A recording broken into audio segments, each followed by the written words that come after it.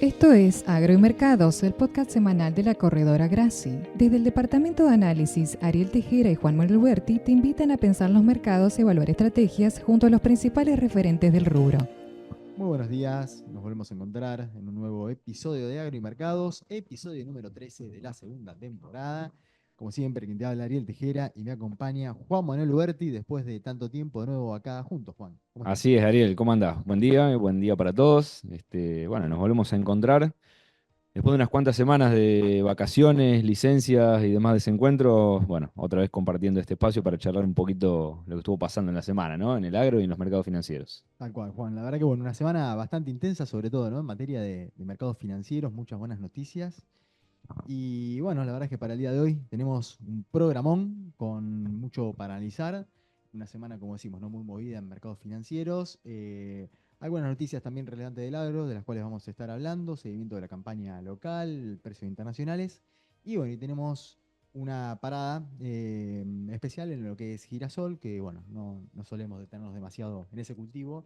Y bueno, es un buen momento del año, ¿no? Para pensar un poco. Y algunas cositas que estuvimos viendo a lo largo de las semanas con parte del equipo comercial, algunas oportunidades en materias de precios, ¿no? Entonces, bueno, hoy ponemos la lupa en algunos datos de este cultivo que me parece que vale la pena, ¿no? Destacar, poner en perspectiva, atravesando justo los momentos de siembra. Vale la pena ampliar un poquito la coyuntura, el escenario de fundamentos y bueno, siempre plantearlo en términos de estrategias y posibles negocios, ¿no? Bien, bueno Juan, ¿querés que arranquemos con los mercados financieros? Creo que tuvimos una novedad muy interesante en la semana y sobre todo sobre el cierre de la semana, ¿no? Sí, sobre el día viernes, riesgo país cayendo por debajo de los 1000 puntos por primera vez desde agosto de 2019. Ya está, listo, con esto terminamos el programa, ¿no? Nada más por hablar. Nada más por hablar, creo que fue bueno, el gran dato de la semana, ¿no? Para Sí, euforia y alegría de muchos. sí, yo creo que, bueno, riesgo país, indicador importantísimo si uno tiene en cuenta uno de los principales objetivos del gobierno actual, ¿no? Que es enderezar las variables macroeconómicas y el mercado cambiario de forma tal que se pueda retornar al mercado internacional de crédito de manera normalizada. Tal cual. Y bueno, se está logrando un poco eso en este sentido. Y bueno, sobre el día viernes, bonos y activos argentinos operando en alza, principalmente, bueno, decíamos en la semana, pero en Sí, la sí, rueda del, toda del una viernes en semana, particular, ¿no? toda una semana muy positiva, ¿no? Dólares financieros en baja, MEP y contado con liqui cerca de 1150, 1160. Brechas Y desplomadas. claro, esto nos deja una brecha contra el oficial de más o menos 17-18%, lo cual sería los niveles más bajos desde que asumió el nuevo gobierno. Sí, todo esto, digamos, en un contexto de, bueno, más allá, ¿no? de la situación más, digamos, podríamos decir, de política en general, lo que se está llevando adelante, con lo que tiene que ver con la política fiscal y el ordenamiento macro en general. Esta semana en particular se conocieron, ¿no? algunas noticias bastante relevantes, o por lo menos trascendieron, ¿no? Cierto financiamiento por parte del Banco Mundial y del BID también para ciertos proyectos específicos, pero bueno, no dejan de ser noticias relevantes. El gobierno también dejó trascender que estaría trabajando o estaría negociando repos con bancos internacionales de primera línea, justamente para asegurar el pago de lo que tiene que ver con bonos del año que viene, intereses y capital, y también, bueno, la posibilidad de tener acceso, como decías vos, ¿no? La posibilidad de volver a tener acceso a los mercados internacionales en el año próximo, en un contexto donde todo se va organizando. También desde el GAFI, bueno, se realizó también una evaluación de los que fueron los últimos años de Argentina y se resolvió que el país no formaría parte de lo que se conoce como lista gris, ¿no? De países de poca transparencia, digamos, por así decirlo, financiera. Y bueno, y todo esto también en el contexto en el que estamos transitando, empezamos a ver y empezamos a escuchar, se empieza a escuchar a mucho bueno, inversor extranjero, ¿no? Que empieza cada vez a A mirar, poner el ojo en la a poner Argentina. el ojo en Argentina. Ahora Argentina vuelve a acaparar las miradas, ¿no? Y empieza de nuevo a llamar un poco el interés de eh, los sectores financieros internacionales. Entonces, bueno, todo esto fue generando mucho ruido, ruido del bueno y ruido del que le gusta a los mercados, ¿no? Sí, te agrego un dato más de lo cambiario. Banco Central durante el mes de octubre comprando dólares y también, bueno, Un todo en poco la, retiro de depósitos de todo lo que fue los todo en la dólares misma que línea, ingresaron ¿no? de todo lo que son dólares que ingresaron por blanqueo, bueno, poco retiro, ¿no? De esos depósitos. Sí, correcto. Todo en la misma línea, ¿no? Decíamos, ordenamiento del mercado cambiario, posible acuerdo y financiamiento de organismos internacionales, la macro con superávit fiscal por noveno mes consecutivo. Así que bueno, riesgo país y demás indicadores haciéndose eco de toda esta situación, ¿no? Y la verdad es que cuando uno mira así indicadores, ¿no? En general, después hay que ver qué pasa hacia adelante, cómo se termina desenvolviendo todo, ¿no? Porque nadie sabe con exactitud cómo puede llegar a terminar este nuevo experimento en el que estamos transitando, pero creo que sí, como decíamos antes charlábamos con vos, Juan, antes de arrancar, ¿no? Momentos en los que hacía mucho que no nos pasaba, ¿no? Mirar para atrás y decir, bueno, en algunas cuestiones parece que estamos mejor, ¿no? Sí, sí, sí, tal Hacía cual. rato que no teníamos esa sensación. Así que bueno, vamos a ver cómo sigue evolucionando todo. Eh, Juan, vamos a pasar al agro, ¿te parece? Dale, sí. Bueno, como siempre, partiendo del mercado internacional, tuvimos una semana que podríamos decir favorable Positiva. para lo que fue soja y maíz en Chicago, no así para el trigo. La soja ganó 6,5 dólares por tonelada en la semana, variación de viernes a viernes. El maíz 4 dólares por tonelada y bueno, el trigo perdía 1,5 dólares en variación de Dato precios relevante, semanal. ¿no? Siendo que estamos en un contexto de cosecha Sí, sí, tal cual. en Estados Unidos, ¿no? Sí, El peso bueno, de la cosecha. justamente te iba a actualizar esos datos oficiales de Luzda al lunes pasado, hay que ver lo que sale pero bueno, ya tendríamos un avance mayor. 81% de la soja ya cosechada, 65% del maíz ya cosechado, en ambos productos mostrando cierto adelanto, ¿no? Sí, Respecto a lo que suele ser normal sin para esta altura del complicaciones, año. Sí, todo no, bien, la verdad que. a ver, digamos, ya está, sin posibilidad de que los volúmenes de cosecha vayan a cambiar considerablemente. Ya es un hecho que tenemos una gran cosecha de maíz y de soja en Estados Unidos. La oferta va a ser abundante este ciclo. Y esta semana justamente tuvimos datos fuertes sobre la demanda, ¿no? Muy activa. El USDA anunciando ventas diarias y volúmenes semanales muy buenos, la verdad. En un momento en que la aparición de la demanda es clave, Ariel. Porque, a ver, con Sí, tanta sí. oferta dando vueltas y un programa de exportaciones y de demanda bastante optimista en las hojas de balance, es súper importante que esta parte se empiece a materializar ahora, ¿no? Y bueno, es lo que permite apuntalar un poco los precios porque ya habían estado bajando muchísimo, ¿no? En los últimos meses. Reflejando todo lo que es este escenario de muy buena cosecha de oferta en Estados Unidos y todas las perspectivas que empiezan a descontarse al mismo tiempo para Sudamérica, ¿no? Bueno, también ahí teníamos algo de demoras, ¿no? De siembra en Brasil, Sí, en sí. soja, que a lo mejor ahí también está haciendo un poco de ruido, quizás. Sí, sí. Mirá, Brasil, según los datos de CONAB, 17% de avance de siembra hasta la fecha 20 de octubre. Y como decís, sí, un poco retrasado. Normalmente, fíjate, para lo que fue el año pasado, a esta altura ya El llevábamos doble. 28% de avance de siembra contra 17% actual. Mantiene un poco de retraso, pero algo estuvo lloviendo. Siguen los pronósticos con más lluvias, así que se supone que esto se va a ir normalizando con el correr de las semanas y que no hay ningún riesgo por ahora importante de que se termine sembrando menos área o haya un retraso considerable en cuanto al avance temporal. En trigo, siguiendo con lo internacional y para complementar un poco los tres cultivos, para destacar lluvias en Rusia y en Estados Unidos, que comienzan a generar un poco de optimismo para lo que sería la nueva campaña de trigo de invierno en el hemisferio norte.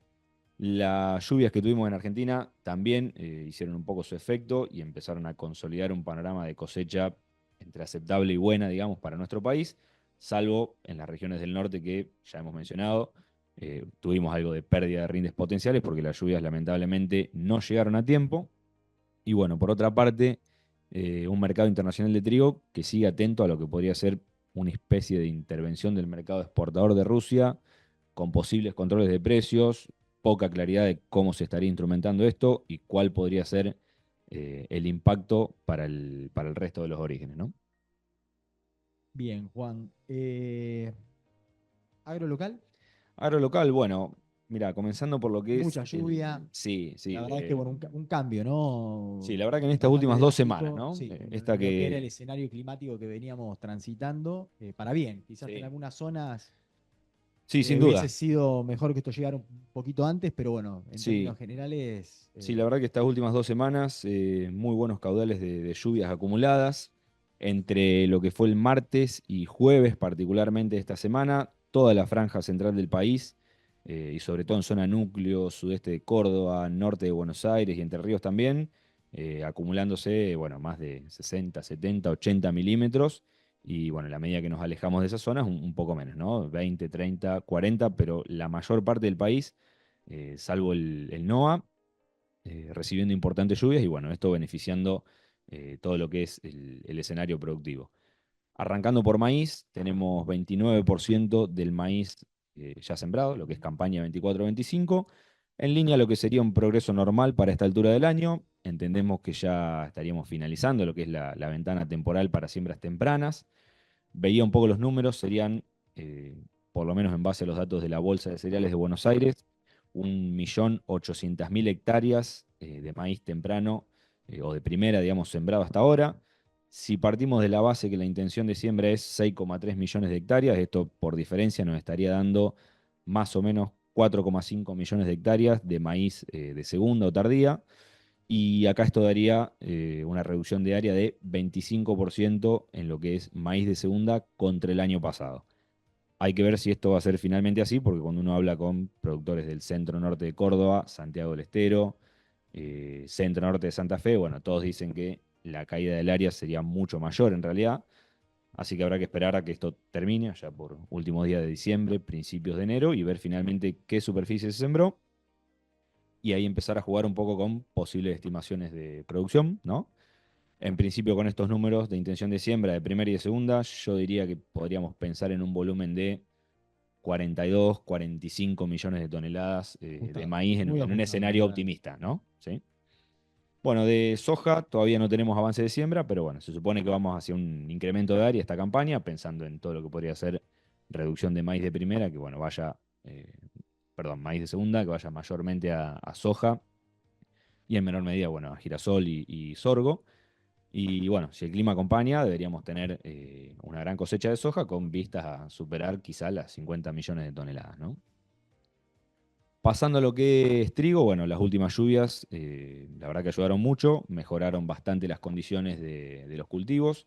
Estamos hablando de 70% del trigo a nivel nacional que estaría reuniendo condiciones normales, buenas y excelentes. Esto 2 semanas atrás estábamos más o menos en 60% en esta medida, así que hoy en día 70, notable mejoría ahí con las últimas lluvias. Y bueno, para complementar, girasol, ¿no? Que Bien. pensábamos que esta semana valía un poquito la pena mencionar algunos ¿Querés que comentarios. arrancar más que nada con no solo productivo, sino contextualizamos situación internacional? Sí, sí, me parece oportuno porque justo con uno de los compañeros comerciales de acá de la casa, charlando en la semana, veíamos un poco los precios del girasol a cosecha que estuvieron subiendo. La verdad que en las últimas semanas estamos hablando de número más, número menos, 400, 410, 420 dólares por tonelada, quizás el girasol para posición enero y febrero, ¿no? Ya estamos hablando de posiciones de cosecha. Entonces, bueno, A diferencia del resto de los productos, ¿no? sí, claro, entonces Ahí veíamos fue que donde salió, subieron los precios del girasol. se salió un eh, poco de lo que venía sí, fue un ocurriendo. poquito el destacado de todos, ¿no? En el último mes, ponele. Entonces, bueno, un poquito la idea era repasar un poco qué está pasando en el mercado de girasol, qué fundamentos puede haber dando vueltas que expliquen esta firmeza en precio. Entonces, bueno, cuando uno mira la coyuntura internacional, nos encontramos en un escenario de menor producción de lo que es semilla de girasol a nivel mundial. Si uno mira los principales 4 o 5 productores mundiales, ¿Cuáles son, Juan? Rusia, Ucrania, China y Unión Europea en su conjunto, los 4 estarían encaminándose hacia un ciclo de menor producción. Ujú. Solo Argentina, entre los principales productores mundiales, estaría yendo hacia un incremento productivo, pero bueno, no alcanza a compensar toda la pérdida de los otros. Y si uno mira en base al LUSDA, lo que son las perspectivas de producción mundial total para lo que es semilla de girasol, estamos hablando de que la producción caería de 56 millones de toneladas a 50 millones de toneladas, lo que es una pérdida productiva del 10% en términos interanuales. Y después cuando uno repasa toda la hoja de balance, estamos hablando de una demanda que se mantendría más o menos estable, entonces esto como consecuencia nos deja un escenario de stock finales para la nueva campaña de girasol en 2,3 millones de toneladas que sería el nivel más bajo de los últimos 10 años. Por lo tanto, escenario alcista a nivel mundial para lo que tiene que ver hoja de balance de girasol. Y además, cuando uno habla de semillas oleaginosas, bueno, no hay que descuidar lo que es el mercado de aceites vegetales. Y cuando uno mira los principales aceites vegetales y el desempeño que tuvieron los precios en los últimos meses, nos encontramos con que aceite de palma y aceite de soja subieron 21% y 12% respectivamente. Todo esto en un contexto de menor producción de aceite de palma en Malasia y encima buenas exportaciones y además firmeza en lo que es precios del petróleo en los últimos días. Así que todo un escenario favorable en corto plazo, digamos, para lo que es precios de aceites vegetales y lo que repasábamos del escenario fundamental, bien precisamente del girasol, ¿no? Así que bueno, ese es un poco los motivos, las razones que nos dejan este escenario de buenos precios para el girasol.